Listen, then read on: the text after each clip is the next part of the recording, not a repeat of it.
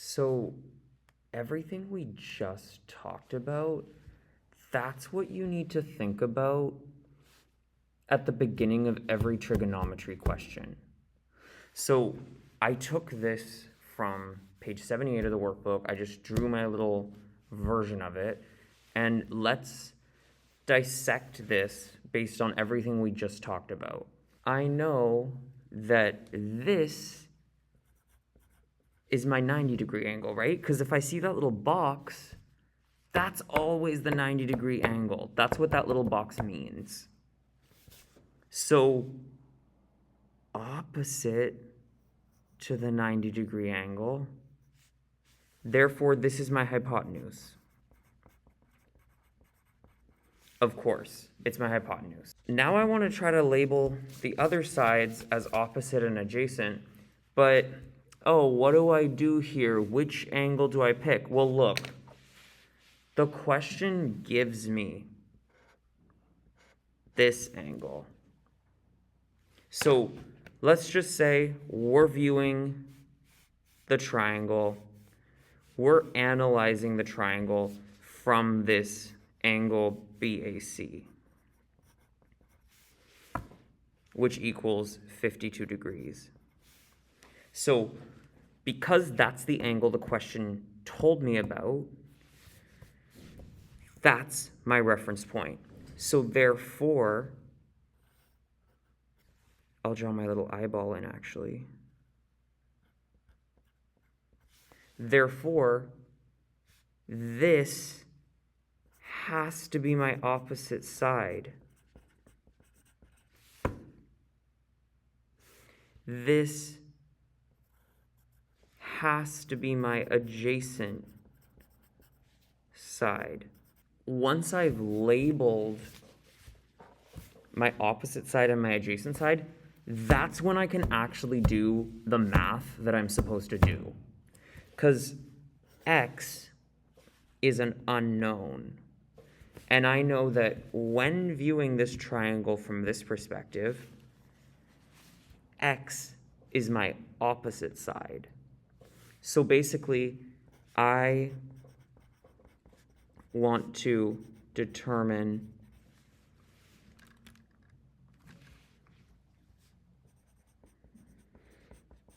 the value of x, which is the opposite side. So this is where I need to bring in these trigonometric functions, which I have sine, cosine, and tangent, which your calculator button will say sin, cos, sine, cos, tan. And to figure out which trigonometric function is important or useful to me based on these details, I have to remember this thing SOHCAHTOA.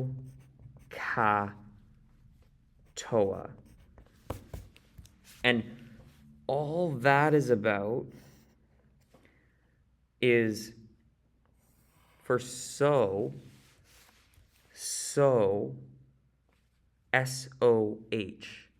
That tells me that the sine of any angle equals opposite over hypotenuse. Ka tells me that the cosine of any angle equals adjacent over hypotenuse.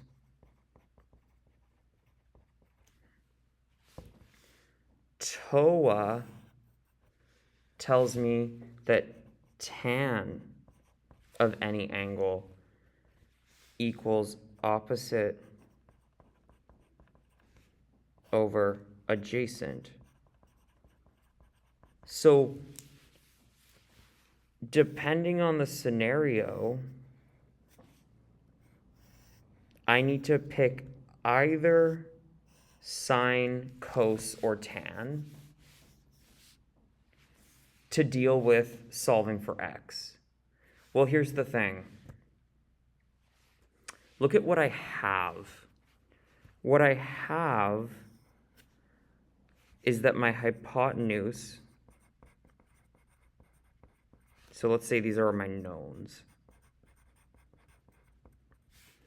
Hypotenuse is 14.2 centimeters.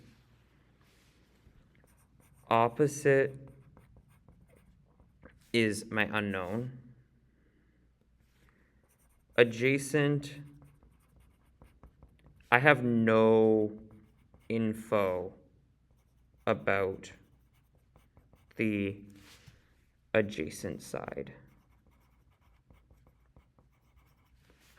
So basically, look, my variable is O. I know something about my hypotenuse. So I should probably use sine, opposite and hypotenuse. Because look how I can set this up. If sine of an angle equals opposite over hypotenuse, I can be like, oh, well, my angle isn't unknown. I know my angle's 52 degrees. Sine of 52 degrees equals my opposite side, which is x,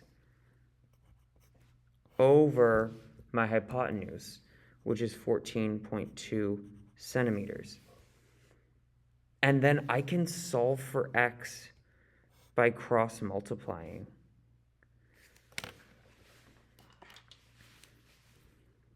Cross multiply.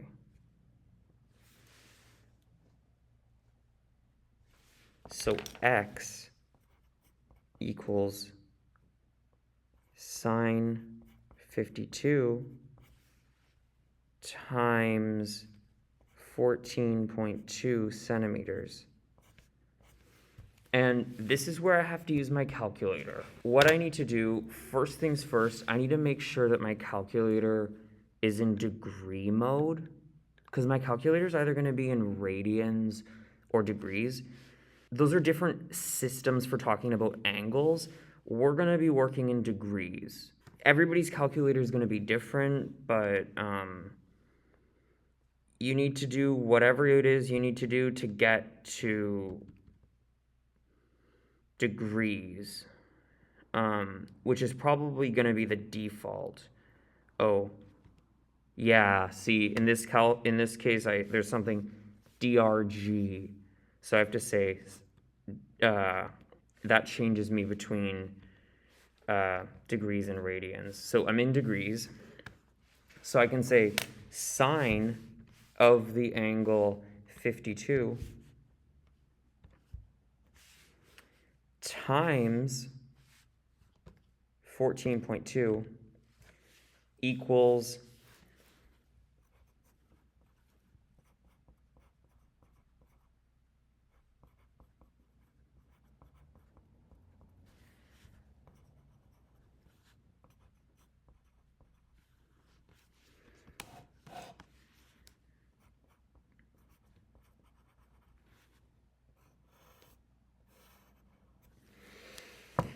and I know that that must be the value of x.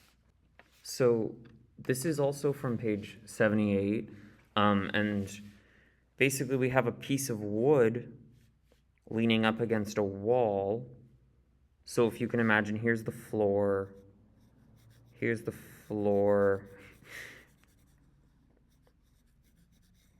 wall, and then I have this piece of wood leaning up against the wall.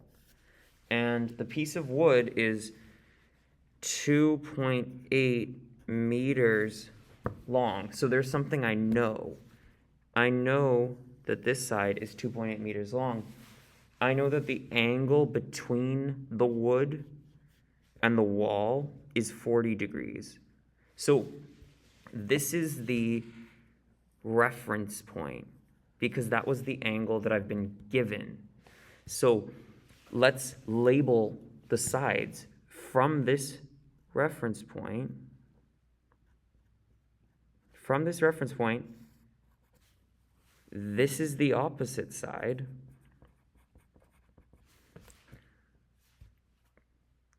Because I'm facing it directly, the opposite. This is the adjacent side. This always has to be the hypotenuse. Because the wall and the floor make a 90-degree angle, and it's opposite to the 90-degree angle. What do I know? Well, I know hypotenuse. If we think about, there's three things we could know about: opposite, adjacent, hypotenuse. I actually know something about my hypotenuse here.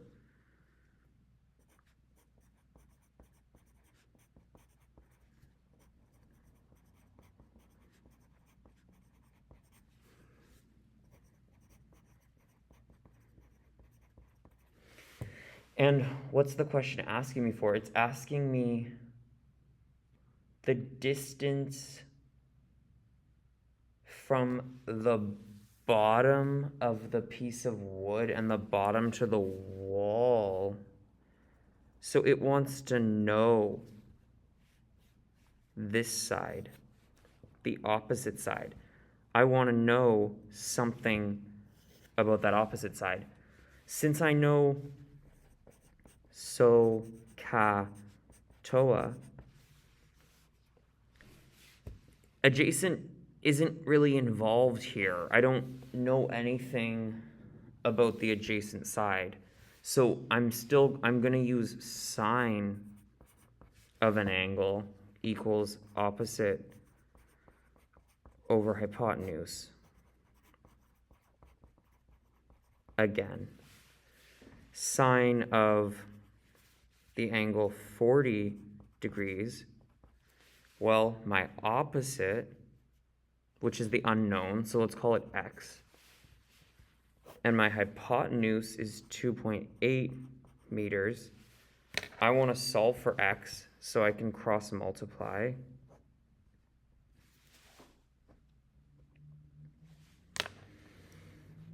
X equals sine 40 degrees times 2.8 meters. X equals, I'm in degree mode, sine 40 times 2.8 is 1.7998053 meters, which is approximately 1.8 meters. So I know that the distance from the bottom of the piece of wood to the bottom of the wall, it has to be 1.8 meters. Another question, page 79, well, they tell me something when they gave me this angle, because that allows me to know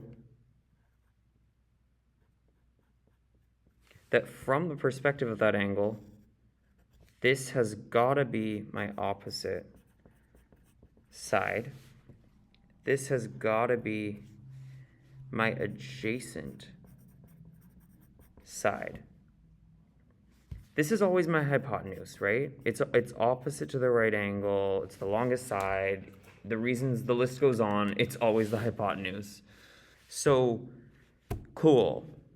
Well, my unknown is my h. Something I know is a. So I want to know something about my hypotenuse. I already know something about the adjacent side. And then I remember so ka toa when I'm trying to decide between using the sine function, the cosine function, or the tangent function. Well, looks like I should probably use cosine of an angle is adjacent over hypotenuse, because that's how I can set up an equation.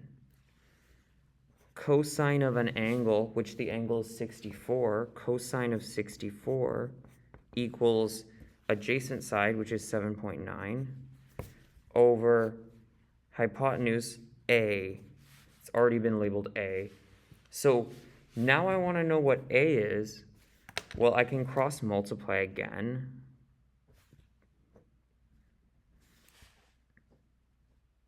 So 1 times 7.9 equals cos 64 times A, and I want A by itself, so I'm going to have to divide both sides by cosine 64. So that tells me that A equals 7.9 divided by cosine of 64.